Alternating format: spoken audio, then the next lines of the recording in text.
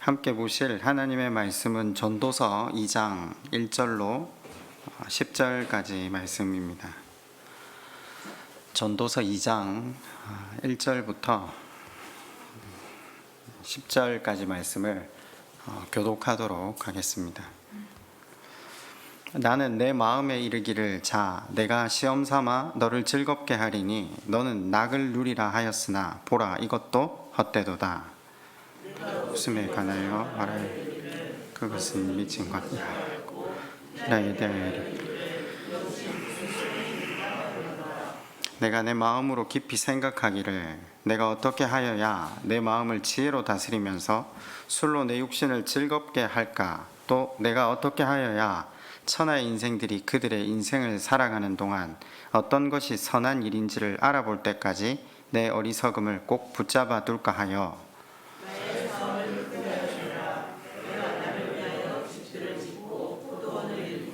여러 동산과 가원을 만들고 그 가운데 각종 과목을 심었으며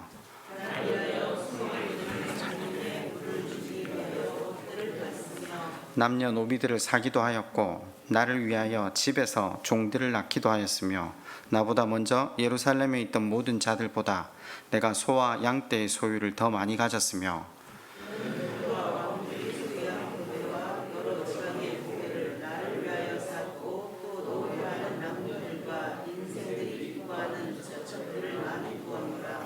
내가 이같이 창성하여 나보다 먼저 예루살렘에 있던 모든 자들보다 더 창성하니 내 지혜도 내게 여전하도다. 무엇이든지 내 눈이 원하는 것을 내가 금하지 아니하며 무엇이든지 내 마음이 즐거워하는 것을 내가 막지 아니하였으니 이는 나의 모든 수고를 내 마음이 기뻐하였음이라. 이것이 나의 모든 수고로 말미암아 얻은 몫이로다. 아멘. 이 대목에서 아멘 하기가 참 쉽지 않으시죠? 일전에 한번 이렇게 말씀을 드린 적이 있는데 기독교는 욕망의 종교라고 했습니다. 하나님께서 우리의 욕망을 거세한 채로 이 땅에 우리를 지으신 것이 아니라 우리에게 욕망 그 자체를 주신 분도 하나님이시고 기독교는 그래서 욕망의 종교라고 말씀을 드린 적이 있습니다. 욕망을 주신 이유가 무엇일까요? 가장 가치로운 것을 욕망하게 하기 위함이라고 전했었습니다. 가장 가치로운 게 뭡니까? 하나님이죠. 네, 하나님 나라죠. 하나님이 지으신 이 땅에 존재하는 그 어떤 것도 하나님 그분께 하나님 나라에 비건할 수 있겠습니까? 오늘 설교 제목을 진정한 쾌락, 진정한 욕망, 네, 이렇게 잡아봤는데 사람들을 한 번씩 만나면서 이렇게 저렇게 사람을 만날 일이 많잖아요. 그때마다 만나는 분들 중에 이렇게 말씀하시는 분들이 제법 계세요. 사는 게 재미가 없다. 사는 게 의미가 없다. 그분 입장에서는 굉장히 회의적인 말이고 허무주의로 가는 말씀인 듯 하지만 가끔 말씀을 들을 때마다 저는 그런 생각을 해봅니다. 결국 사는 그 재미를 잃어가야지 유일한 가치이신 하나님을 바라볼 기회를 맞이할 수 있겠구나. 조금 더 하나님께 한 걸음 다가가고 계시구나. 저는 오히려 그렇게 보거든요. 우리 집 아이들하고 요즘 지내다 보면 내가 제 생각에는 이게 의미가 있고 아이들한테 도움이 되겠다 싶어서 이걸 해볼래? 라고 질문했을 때 우리 아이들이 그걸 할지 안 할지 기준은 재미입니다. 재미가 있으면 하고 재미가 없으면 하지 않으려고 하죠. 근데 실은 아이들만 그런 것이 아니라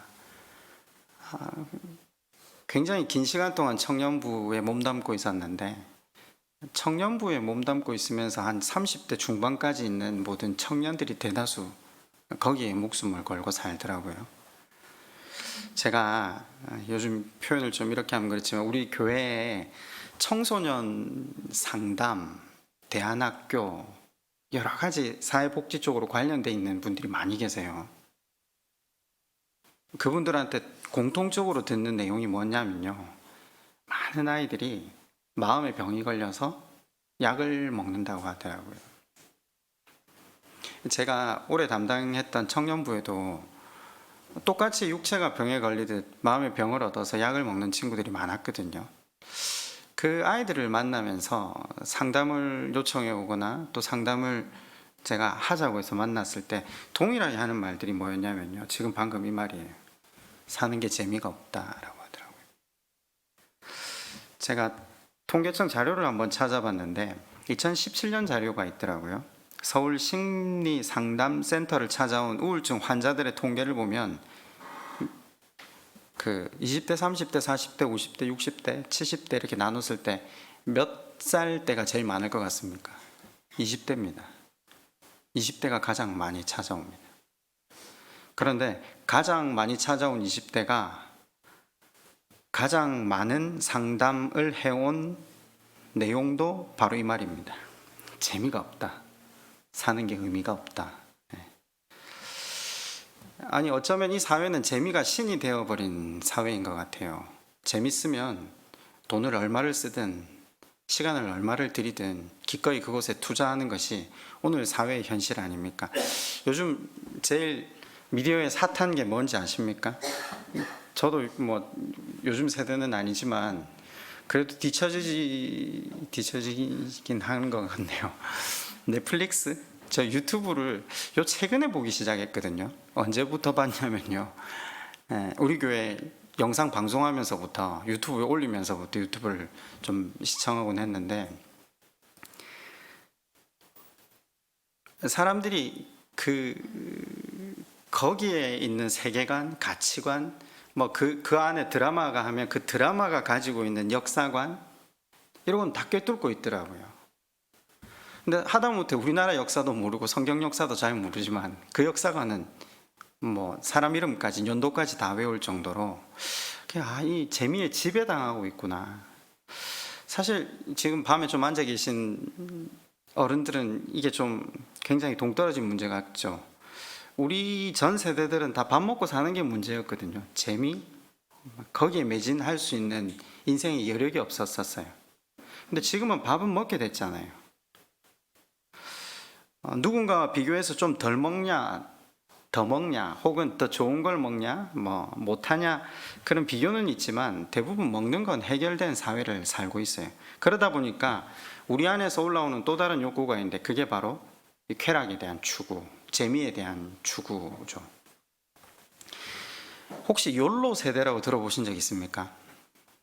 네, 거의 저보다 더 SNS가 떨어지시는 것 같은데 1995년도 이후에 태어난 사람들을 Z세대라고 하거든요. 그건 아십니까 혹시? 그 세대를 미디어가 지칭할 때 그 친구들을 욜로족이라고 합니다. YOLO 들어보셨어요? You only live one. 한 번 사는 인생.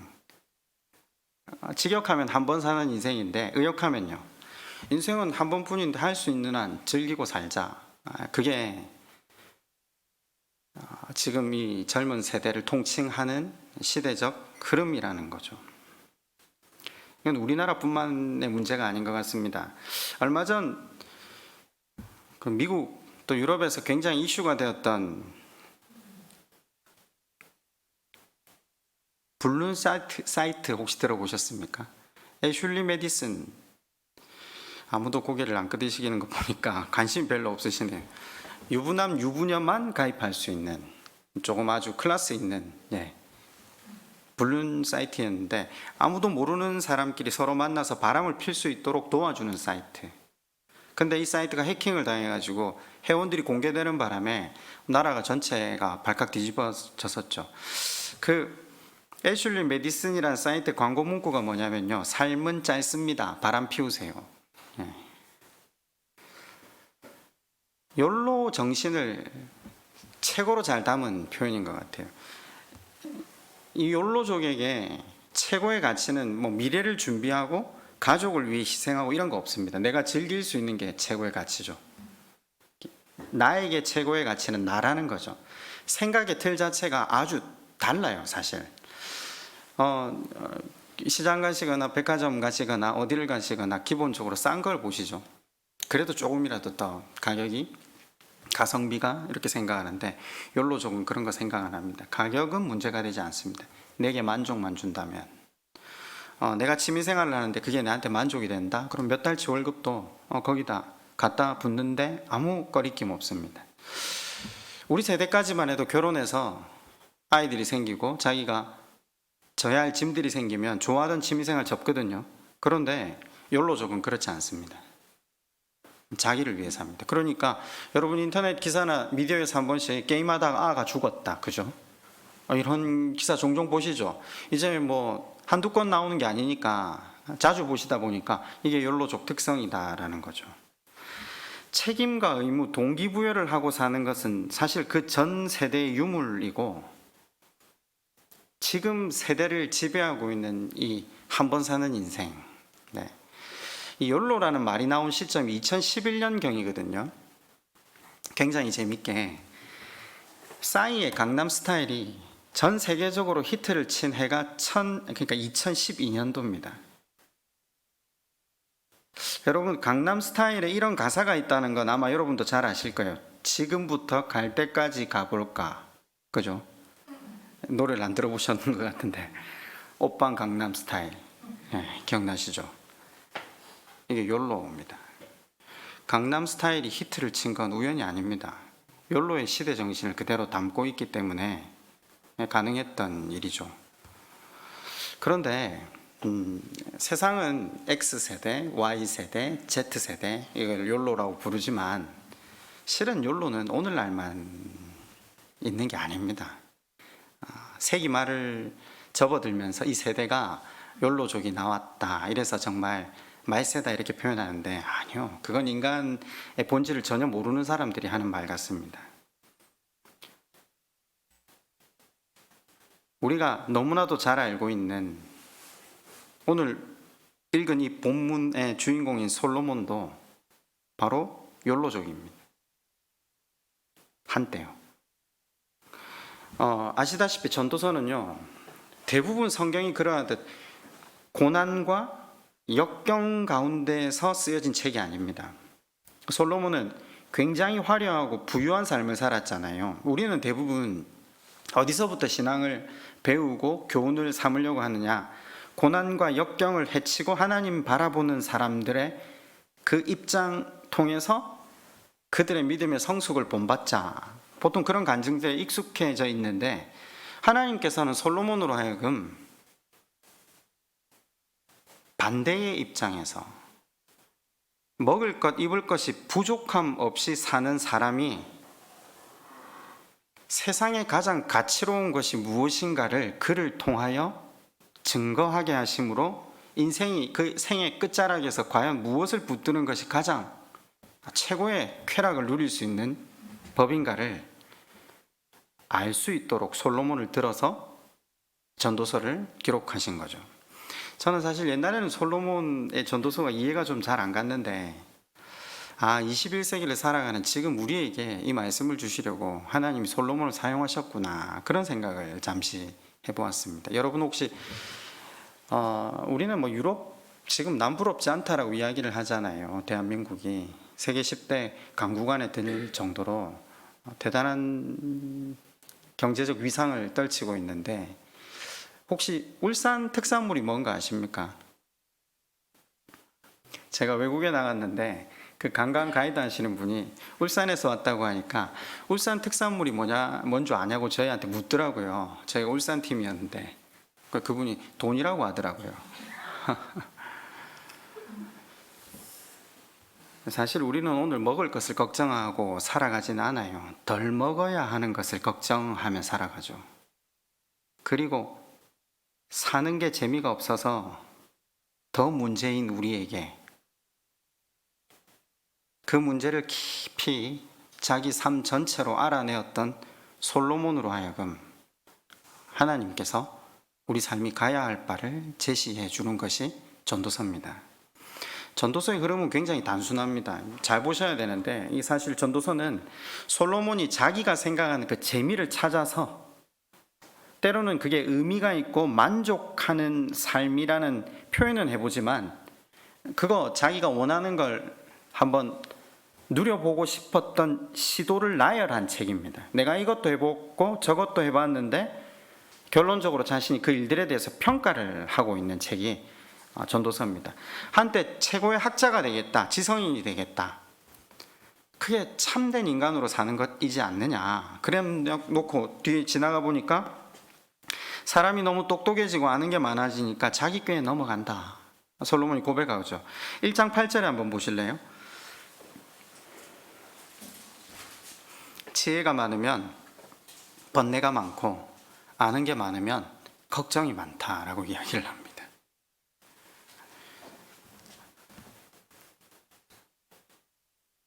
제가 한 번씩 저희 집 막내를 보면서 그런 생각을 하는데, 이제 1번하고 2번은 이제 티네이저가 되면서 조금씩 이것저것 걱정도 하고 뭐 생각도 하는데, 저희 집 3번은 온 세상에 아무런 걱정이 없이 살거든요. 예. 너 너무 좋을 때다. 마음껏 누려라. 그러면서 솔로몬이 그 12장 12절에 한번 또 가보실래요? 이렇게 또 이야기를 해놨어요. 많은 책들을 짓는 것은 끝이 없고 많이 공부하는 것은 몸을 피곤하게 한다. 공부를 너무 했는데 건강까지 안 좋아졌다. 행복하려고, 참된 인생이 되려고 공부를 했는데 기쁘고 행복한 게 아니라 오히려 근심만, 번민이 늘고 몸만 축났다. 지금 이걸 표현한 겁니다. 여러분, 많이 배우는 게 나쁘다는 게 아닙니다. 그러나 배우는 것만으로 참된 쾌락, 참된 만족은 얻어지지 않는다라는 것을 솔로몬이 이야기하죠. 그러면서 어디 한번 그러면 이제 노동을 하자. 하나님께서 인생에 맡기신 이 노동, 땀을 흘리면 인생에 참된 만족이 있을 수 있을까 해서 했는데 힘들어요. 이 만족이 없다. 그 다음으로 간 솔로몬의 길이, 이제 전도서를 쭉 이렇게 보시면서 따라가 보면요, 솔로몬이 세상에 구부러진 길을 곧게 펴기 위해 일을 하기 시작해요. 무슨 말인가? 사회 정의를 실현하기 위해 법과 제도를 세워요. 전도서에서 솔로몬이 권력을 지고자 했던 동기를 밝히는 게 사회 정의를 세우고자, 그러면 정말 참된 만족이 인생에게 있을 것 같다 생각을 한 거죠. 정의가 하수처럼 흐르는 세상을 세우기 위해 솔로몬이 애를 쓰다가 내린 결론이 뭡니까? 내가 학대받는 자의 눈물을 없애지 못했노라, 이렇게 내립니다. 아무리 노력해도 세상의 모든 일들을 공평하게 만들지 못했다. 그래서 유명한 구절이죠. 천하 범사의 기한이 있고 심을 때가 있고 뽑을 때가 있다. 이 무슨 말인지 아십니까? 권력의 무상함, 법과 질서의 한계성 앞에 깊은 좌절을 경험했다라고 솔로몬 자신이 밝히고 있는 거죠. 자, 그리고 마지막에 시도한 게 욜로족입니다. 자, 그러면 욜로족이 되어보면 어떨까? 그게 오늘 2장 1절에 나옵니다. 이 본문이 사실 이 번역을 여러 번으로 좀 읽어보면 좋은데, 공동번역이나 아니면 현대인의 성경은 굉장히 좀 리얼하게 잘 적어놨어요. 읽어보면 쉽게 이해가 돼요. 나는 이렇게 생각해 보았다. 무슨 생각요? 즐겁게 한번 살아보자. 재미나게 한번 살아보자. 쉽게, 굉장히 아주 단편적으로 이야기하면 갈 때까지 가보자, 이런 표현이거든요. 그래서 오늘 읽으신 본문에 뭘 했다고 돼 있죠? 자신의 재력으로 화려한 왕궁을 짓고 1,000명의 여인들을 얻고, 8절 보면, 2장 8절 보면 그 노래하고 시를 넘는 가수들을 상시, 미스터 트롯 옆에다 배치해 놓고 듣고, 또 자기를 밤마다 수청될 여인들을 준비해 놓고 진미성찬을 먹으면서 지냈다라고 기록을 해두고 있죠. 그 결과로 얻은 것이 무엇인가? 전도서 5장 11절입니다. 여기 한번 펴보실래요? 전도서 5장 12절에 한번 보실까요?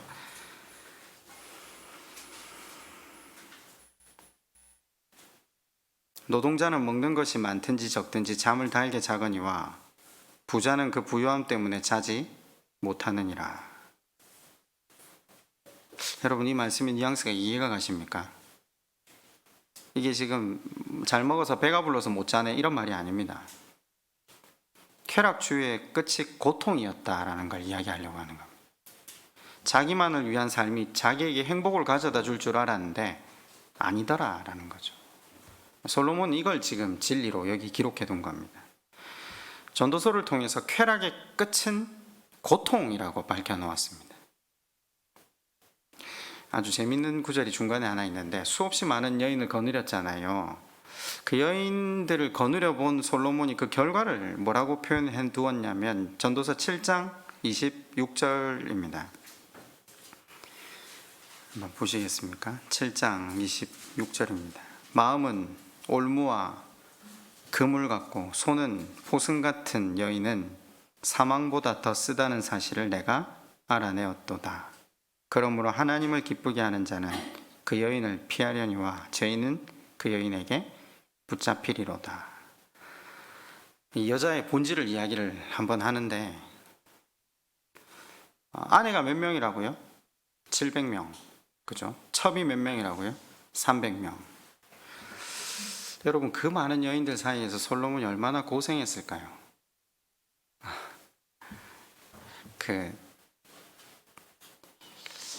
청년들은 몰라서 부러워하던데, 결혼을 해본 사람들은 제가 볼 때 이게 불쌍하다라는 생각을, 그죠? 하나 데리고 사는 것도 쉽지 않은데, 그죠?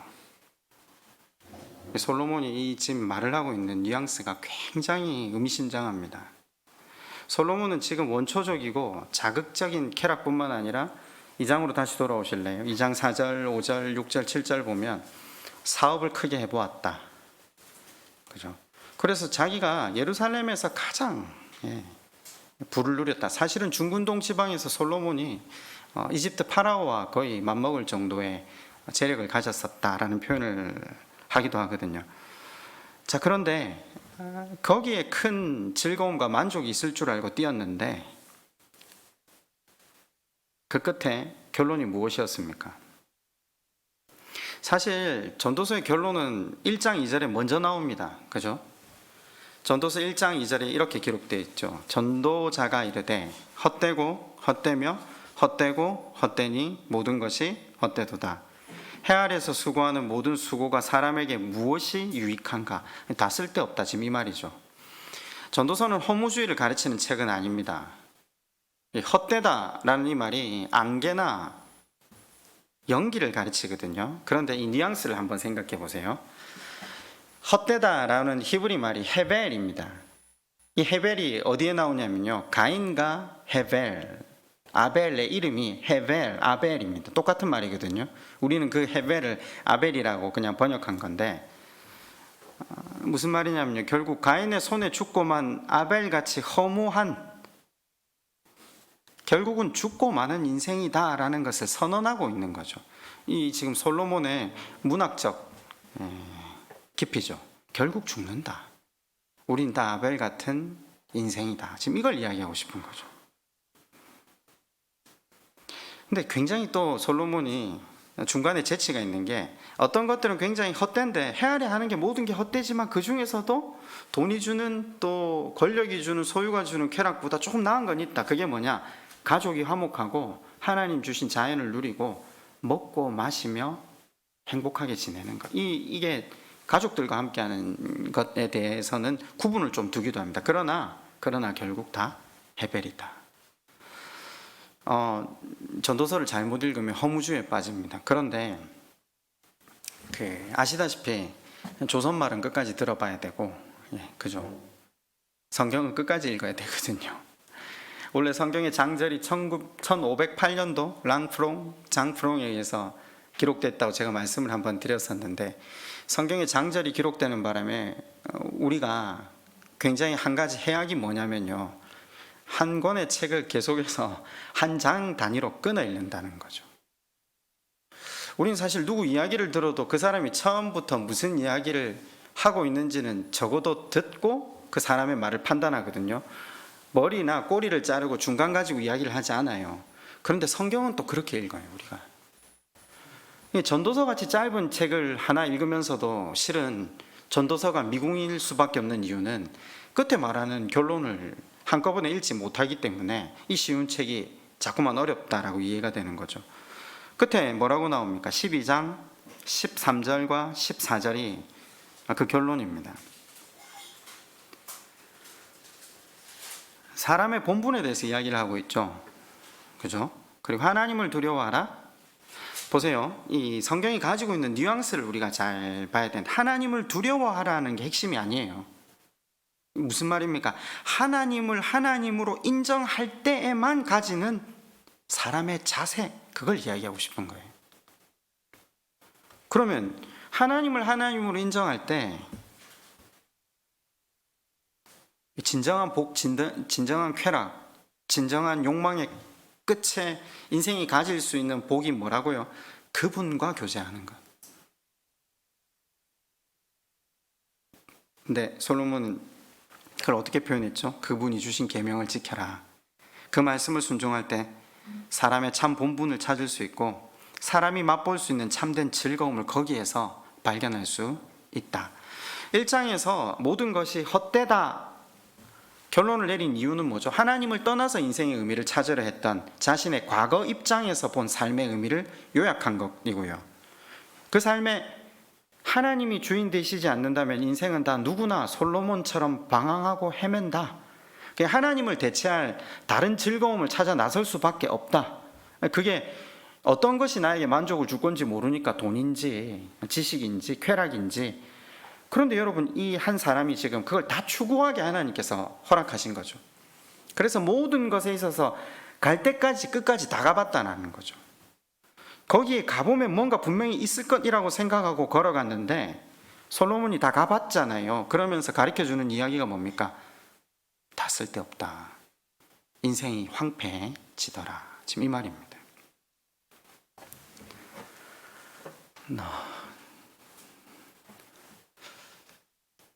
오늘 그 낮에 한 청년에게 전화를 받았는데 이제 결혼을 해서 애 엄마가 돼 있더라고요.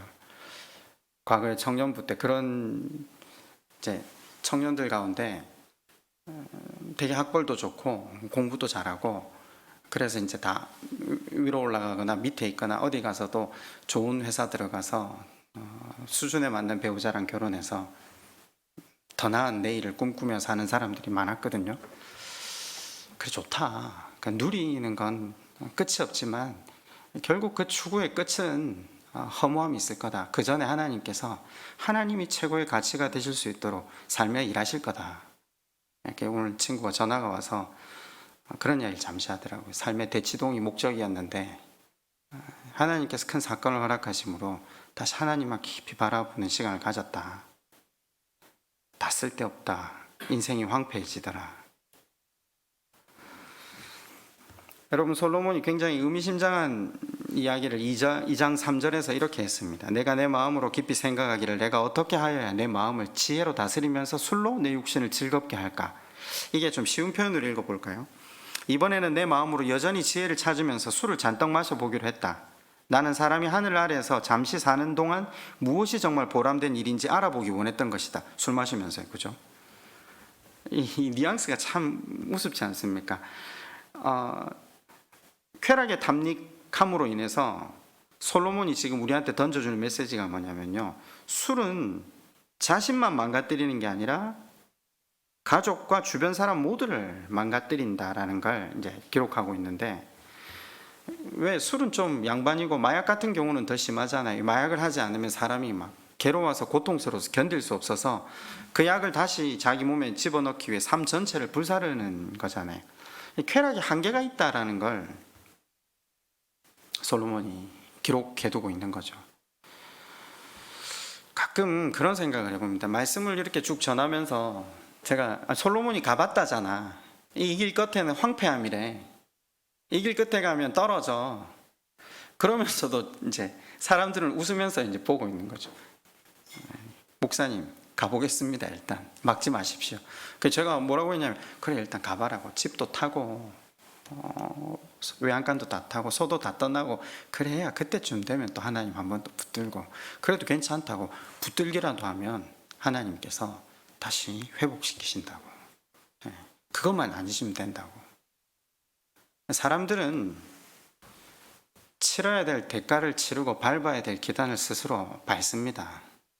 말씀을 통해서 하나님께서 여기까지가 선이다, 여기 전에 돌아서라, 그 말을 듣고 돌아서는 인생은 복됩니다. 가끔 주변에서 그런 분들 만나거든요. 저는 그쪽 파가 아니라서 저는 일단 이 교회에서 그랬던 것 같아요. 형님들이 뭐 이렇게 선배들이 맞고 이렇게 서면 알겠다고, 그만 이야기하시라고, 내가 일단 가보고 나서 다음에 이야기하자고. 그래, 가끔 말씀으로 하나님의 그 의도를 잘 깨달아 알고 하나님이 거두신 선 앞에 머물면서 살아가는 사람들을 볼 때마다 참 마음속으로부터 존경이 우러나옵니다. 여러분, 기독교는 욕망을 제거하는 종교가 아니라고 말씀을 드렸고, 기독교는 욕망의 종교라고 했습니다. 하나님을 욕망하게 하는 종교인데, 하나님을 욕망한다는 말은 바꾸어 말하면 하나님의 언약, 하나님의 약속을 욕망하는 거거든요. 하나님 무슨 약속을 하셨죠? 말세에 하나님 나라가 임할 때에 우리가 하나님 주신 새 몸을 입고 하나님과 이 모든 하나님 나라를 함께 통치하며 누리며 살게 할 것이다 라고 했잖아요. 어떤 분들은 가끔 그 하나님 곁에 서서 찬양하고 예배만 드리면 지겨울 것 같다라고 하시는데, 그건 제가 볼 때 상상이 부족한 거예요. 그죠? 새 하늘 새 땅, 몸이 새 몸을 입게 될 테고, 이제 더 이상 뭐 무릎이 아프거나, 그죠? 허리가 아프거나 그런 일도 없고, 썩지 아니할 몸, 거듭난 영이 합쳐진 몸을 입고 천년왕국을 다스리고 지으신 모든 세계를 누릴 수 있다. 아마 우리가 상상하는 수준을 넘어선 모든 것들을 누릴 수 있게 하나님께서 약속하신 거죠. 그래서 하나님께서는 이 땅을 살아가면서 쾌락을 추구하지 말고 그 하나님 주신 약속을, 하나님 나라가 임하기를 소망하는 마음으로 살아가라 라고 우리에게 말씀하고 계시는 거죠. 사실 이 땅을 살아가면서 누릴 수 있는 게 굉장히 제한적이잖아요. 우리는 언제 갈지도 모르는 인생이고, 성경은 인생을 아침 안개라고 표현하잖아요. 그 사실 영혼을 살 우리한테, 그러면 잠시 지내는 이 시간, 70년이 될지 80년이 될지 찰나잖아요. 누가 좀 먼저 갔다, 누가 좀 뒤에 갔다, 이거 사실 아무 의미 없고 헛되고 헛된 일 아닙니까? 우리가 진정으로 추구해야 될 쾌, 그러니까 유쾌함, 재미, 쾌락은 새 나라에서 입을 그 몸, 하나님께서 이루실 하나님 나라, 그걸 기대하면서 나아갈 때 말씀을 마지 못해서 순종하는 게 아니라 그 나라를 기대하며 충성하며 나아갈 수 있는 거죠. 전도서가 그걸 우리에게 전달하고 싶은 겁니다. 그런 질문을 한번 이전에 받은 적이 있는데, 목사님 혹시 그 하나님 나라를, 그 기쁨, 쾌락을 이 땅에서 혹시 조금이나마 누릴 수 없나요? 그건 꼭 죽어서만 누릴 수 있는 건가요? 이렇게 질문을 하던데, 제가 그 질문에 이런 대답은 한번 한 적이 있어요. 여러분, 혹시 이제 교회 오래 다니셨으니까 수련회 갔다 오시면, 수련회 가 있는 동안이나 수련회를 갔다 와서 한 일주일 상간에 우리가 누리는 큰 어떤 희락이 있잖아요. 한 명 정도는 고개를 끄덕하시는데 그걸 어떻게 표현할까요? 하나님과 교제 속에서 누리는 엄청나게 큰 그 기쁨이 있잖아요. 저는 이렇게 옛날에 표현을 했는데, 바람의 풀이 흔들리는 것만으로도 행복한 거죠. 하나님이 힘든 이 땅에서 그 샘플이라도 맛볼 수 있게 해주신 게 뭐냐면요, 그 복음, 그 관계죠. 복음은 관계거든요. 나를 사랑하사 나를 위해 십자가에서 죽으신 주님, 그분이 나를 위해 자신을 주심으로 나같이 별거 아닌 인생과 사귀길 원하시는 그분과의 교제 가운데 있을 때 하나님 나라의 쾌락, 유쾌함을 이 땅 가운데서도 맛볼 수 있는 거죠. 사람의 만족은 오감의 만족이나 소유의 만족으로부터 오지 않습니다. 사람에게 원래 가장 큰 만족은 관계의 원만함 속에서 누리는 만족이라고 세상 사회학자들이나 여러 사람들도 이걸 잘 알고 있더라고요. 그런데 사람과의 관계 속에서도 인생이 누릴 수 있는 희락이 큰데 하물며 관계의 대상이 사람이 아니라 하나님이시라면요. 그때 그 희락, 그 쾌락, 그 유쾌함은 얼마나 강력한지 모릅니다. 그 하나님의 그 유쾌함을, 그 하나님의 쾌락을 온전하게 경험하는 순간 실은 인생이 추구하던 모든 것들을 놓아 버리게 되어 있다라는 거죠. 돈이든 명예든 지식이든 어떤 것이든. 다시 한번 말씀을 정리할까요? 사는 게 재미가 없어요. 나는 낙이 없어요. 그 자리까지 가신 분들 마지못해 살아가는 걸 보는데 아니요, 거기까지 간 건 축복입니다. 즐거움의 한계를 체험했으니까 이제 그 세상의 즐거움이 소망이 없다라는 것을 깨달은 그들이 누릴 수 있는 다음 단계는 하나님 그분, 이제 그 안에 거하면서 그분과 교제하며 누리는 그 참된 유쾌함을 깨달을 때 이제 영원히 그분과 교제 속에 누릴 수 있는 그날을 소망하면서 이 땅을 살아가는 인생으로 발돋움할 수 있다라는 거죠. 저는 만나는 분들에게 그 하나님과 교제하는 이 참 쾌락을, 참 평안을 누릴 수 있도록 돕고 싶어요. 성도님들, 거짓 쾌락과 참된 쾌락이 있는데 거짓 쾌락은 항상 우리로 하여금 현실을 도피하게 합니다. 거짓 쾌락은 그걸 즐기면 즐길수록 우리 인격을 파괴합니다. 그죠? 술로 인해서 어떤 육체 한계를 벗어났을 때, 도박으로 인해서 한계를 벗어난다. 결혼 생활 외에 관계를 맺는다. 그죠? 다 한계를 벗어나잖아요. 그런 거짓 쾌들은 결국은 인생을 중독되게 만들고 그것의 노예가 되게 해서 마지막에 파멸로 이끈다는 걸 우리가 누구보다 잘 압니다. 반면에 참된 즐거움은 현실 도피를 마련하는 경우는 없습니다. 참된 쾌락은 즐거움과 더불어서 인격과 성품을 성숙시켜 줍니다. 전인이 건강해지는 열매를 맺게 합니다. 이건 전혀 다른 종류의 쾌락이죠. 이 쾌락은 예수 그리스도와 관계 속에서만 누릴 수 있는 은혜죠. 사도 바울이 그걸 깨닫는 순간 뭐라고 고백했습니까? 내가 그동안 중요하게 여긴다고 했던 모든 것들을 배설물로 여긴다. 이걸 깨닫는 순간 사도 바울이 이야기를 하거든요. 여러분들한테 참된 기쁨은 뭡니까? 여러분 무엇에 즐거움이 계십니까 혹시? 만약에 내가 어떤 즐거움에 빠져 있는데 그것 때문에 현실이 자꾸 도피되게 되거나 내 인격이 망가지고 관계가 망가지고 허덕인다. 그러면 그것 놓으시고 다시 한번 그리스도를 바라보면서 그분께 간구해야 할 때입니다. 그분과의 사귐 가운데 나아가야 하겠죠. 말씀을 준비하다 보니까 하나님과의 사귐 가운데 나가는 방법이 뭔가 제가 고민을 잠시 해봤는데, 교회를 제일 열심히 다녔던 때가 고등학교 2학년, 3학년 그때였던 것 같아요. 누가 오라고 하는 적도 없는데 매일 가서 이제 기도하고 금요철에 한 번도 빠지지 않고, 그 없는 집에 택시비 그 2,000원 받아가지고 새벽에 수영해서 택시 타고 다시 들어올 정도로 하나님 그분 앞에 기도하고 찬양하고 그분 만나고 뵙는 게 좋아서 뭐 딱히 특별하게 뭐 대단한 기도 제목이 뭐 저 서울대학 가게 해달라고 기도하진 않았거든요.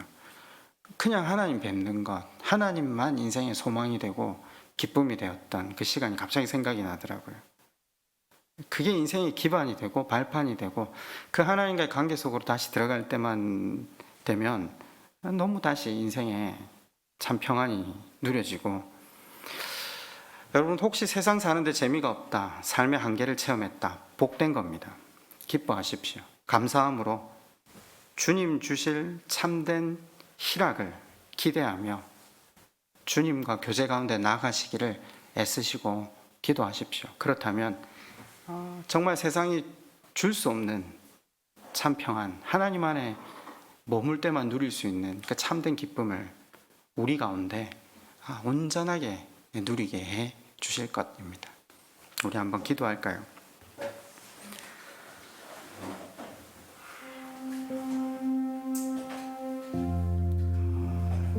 한 가지 질문을 좀 먼저 드릴까요? 어떤 즐거움을 누리고 요즘 살고 계세요? 여러분이 누리고 있는 그 즐거움이 건강한 삶으로 여러분을 끌고 가고 있습니까? 만약에 혹시 세상 즐거움 가운데 빠져서 여전히 허덕이고 있다, 그러면 거기에서 건져내심을 구원받을 수 있도록 은혜를 베풀어 달라고 이 시간 기도하십시오. 결국은 즐기던 것에서 벗어나지 못하면 더 큰 자극, 더 큰 쾌락, 그로 위에 위험 부담을 점점 크게 우리 인생이 만들어 가거든요. 결국에 파멸로 간다는 것, 하나님 중독에서 풀어지게 도와주십시오. 여러분, 하나님과의 관계 속에 깊이 들어갈 수 있는 은혜를 달라고 이 시간 다시 한번 그분께 간구하며 함께 나아가겠습니다. 아버지 하나님,